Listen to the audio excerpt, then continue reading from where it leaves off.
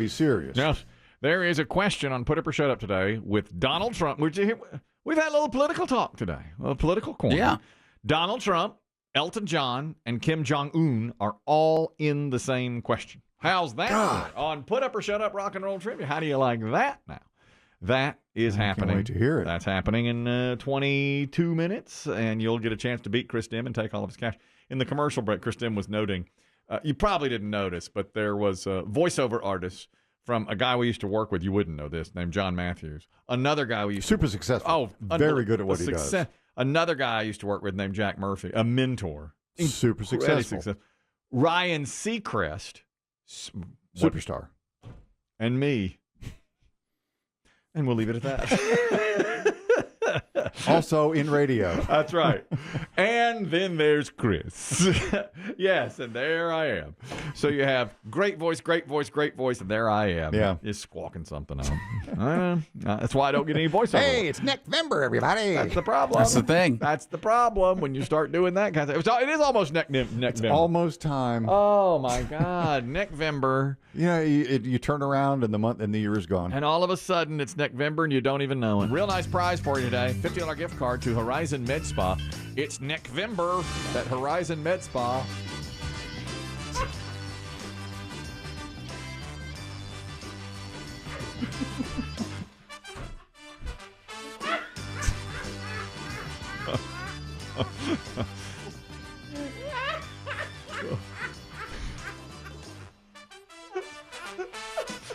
That's cold read. That's what they call a cold read. They stuck the Neckvember copy in front of me. Seacrest would have trouble with that too. Don't you think? I hope that's he right. would stumble over Neckvember. When's the last time you think Seacrest said Neckvember? Never. It's Neckvember here on Wheel of Fortune. I don't think he's going to say that. It's Neckvember on American Idol. No, I don't think when November rolls around that he'll be saying those kinds of things. That was left just to us. It didn't work. I owe Biggie an apology. Sure. And this has to do with the fall season. But earlier today, this is so wrong. But you've got to acknowledge it now. I have to. It's been weighing on me all day. And I know we've got another story to get to here in the Demm Report. But the news before we came on the air was talking about the winner of the largest pumpkin competition has been crowned for 2 years in a row. A guy named Travis Geiger from Minnesota has won the world's biggest pumpkin competition. So they were teasing it.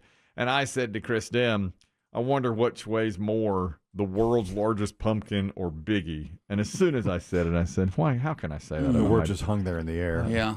Chris Demm just looked at me and shook his head. I was like, my dearest friend. That's typical for you, though. I know. I felt so bad about it. I'm so sorry. Then later they came back. With the pumpkin weight? Yeah, with pumpkin weight. The world's largest pumpkin, 2,471 pounds. Whoa.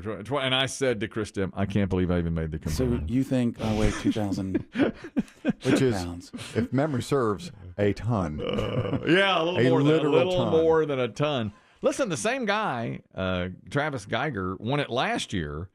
The pumpkin he raised last year was 2,749 pounds. So that's 300 pounds bigger. That was a world record. 300 pounds bigger than this year's pumpkin. The World Championship Pumpkin Weigh-Off happens in California every year at this time. So we had to fly that 2,000-pound pumpkin. You got to truck it. Is that how you do it? Think? You can't fly it? I don't know. I would think it's a truck. Or a train. Remember one guy, I want to say this, that one guy, this is probably 10 years ago, couldn't win. It's a big cash prize. He couldn't win because there was a tiny little crack in the pumpkin. Remember that? Yeah. And it was gotta be enormous. intact. Yes, it was an enormous pumpkin. They're 2,000 pounds. And it had the tiniest little thumbnail crack in it, and one of the judges spotted it and said, disallowed. Yeah. And the second place winner At the DQ. wound up winning. And let me quote Chris Demm, too. When they were talking about it, then I was talking about it, he said, you know what? I don't give a rat's ass about large pumpkins. I know. I mean, I don't want to be a curmudgeon, but they trot it out every year this time. Yeah, they do. That's right before Neckvember. That's for sure. Here in October. Is it almost Neckvember again? It is. It is. is. Neckvember again. And Chris Demm said, let me just be clear about this. I don't give a rat's ass about your big old pumpkin or how big you made it or what record you broke. But you can't do anything with them, right? No, you can't I even. mean, and if you don't win, what do? You don't even have the money. Do you just leave it in California. If you travel from just leave it there. Yeah, just leave it in California. If you travel from Minnesota to California with a 2,000-pound pumpkin and it loses, just leave it sitting Somewhere right in the desert, I just push it off the truck. Yeah, that's and it. leave it. It's over. Somewhere in Death Valley. Mm-hmm. That's kind of let the vultures eat it. That's right. So that's the competition every year for biggest pumpkin. Now we saw it, and it was. Of course, it was enormous. Yeah. I would say, can you hollow it out and make pumpkin pie for the homeless? I don't think it's an edible pumpkin, is it? Aren't there different types? Well, now it looks like a jack-o'-lantern. It looks like an enormous pumpkin you'd put on your porch, but it's too big for that. To sustain that kind of weight, I don't think that it's. Mm-hmm. You couldn't make it. The meat would be maybe in the center. I don't know. Yeah, can you make it? We're not farm people here. It takes a long time to grow it, of course. And this year, his famous one, he felt like he wasn't going to win this year, so he named it Rudy. Every year he gives him a name. This year's was Rudy because he was the underdog. He thought, like the famous football player. And I'd have voted for him against him for that. Oh, because of the name Rudy. Yeah, I don't like Notre Dame. I can't sit with it. I didn't like that movie. I didn't either. I didn't like that. I'm glad to hear you say that. I'm one of the few that doesn't like Rudy. Never moved me. My friends loved it. True story, they say. Mostly, yeah. Yeah. Mm-hmm. But I mean, I never liked it. Probably because you hate Notre Dame. I don't like Notre Dame, and it never moved me either.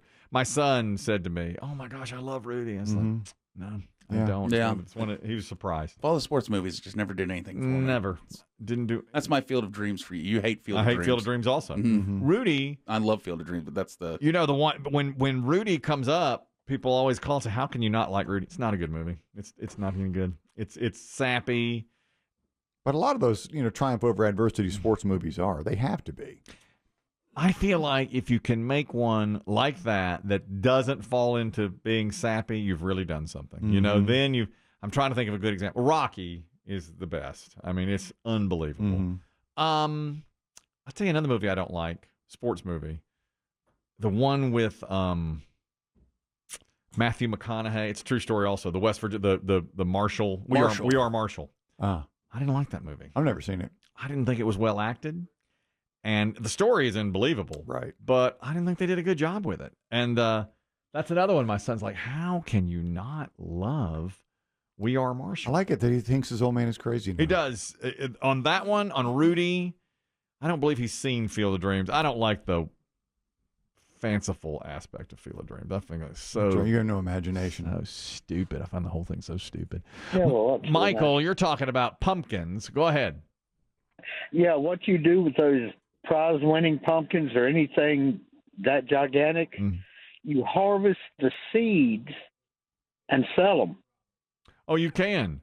You can. Can you turn that pumpkin, a losing pumpkin that's 2,000 pounds, into a bunch of pumpkin pie for the down on their luck? Well, probably not, for the simple reason it's going to be so fibrous inside. That's Chris Dempsey. That it would be like eating rope. Okay. Mm-hmm. But again, these are the downtrodden. Yeah, I like how you look out for the homeless. I try. There's 10,000 pounds of pumpkin pie. Every time. Yeah. What am I going to do with this? Yeah. It's a gift. Give it to them. You're welcome. But what am I going to do with it? Just get some brown sugar and some crust. I'm just going to leave the raw pumpkin here. That's what I hear people like to put this in their coffee. Thank you, Michael. Yeah. If you have a latte, you can just add this to it. Yeah. Where's your latte maker? Can I make a pumpkin spice latte? Listen. I'm homeless. What am I going to do? Can I get you a PSL? Can I get you 10,000 PSLs? That's what I'm looking for. You should have heard me go all Southern Girl today, Biggie, by the way. You missed this. Oh, no. Oh, my God. Our coworker, Katie, you know how a lot of times she'll come in a few minutes after me, and I'll say, did you happen to bring any donuts or brownies or anything today? I'll say that. Because once a year she will. Yeah. That's when I go Southern rare. Girl. Yeah. And she'll say, like, I brought oatmeal cookies. And I'll go, oh, my God. You did not. A morning treat. So today. I shouldn't, but I will. Yep. And today she goes, well, I didn't bring anything, but lately I've been craving these Swedish fish. And I went, oh, my God, girl. And then she said, not actual Swedish fish, but the Trader Joe's version. And I said, oh, my God. And then I said, do you like sour or regular? And she goes, regular. And I said, me too. Because I used to eat those Swedish fish from the old trading post. By law, they can't call them that? No, it's called like the swimmers. Scandinavian swimmers? Yeah. That's it. Joe Swimmers. Can't call it Swedish fish. It's called Joe Swimmers. It's a little spermy, but it works. Let me get a bag of those Joe Swimmers. What? You know what they call their Oreo knockoff is JoJo's. And you can, I did not know that. they're not actual Oreos, but they look like Oreos. What? You haven't updated us. Are you bringing your own Celsius now? Yes. Okay. It was delivered The case to us. arrived? The case arrived over the weekend. And you're rationing them one per day? Yes, one per day. I only am allowed one per day, so And I bring myself. What of your candy intake?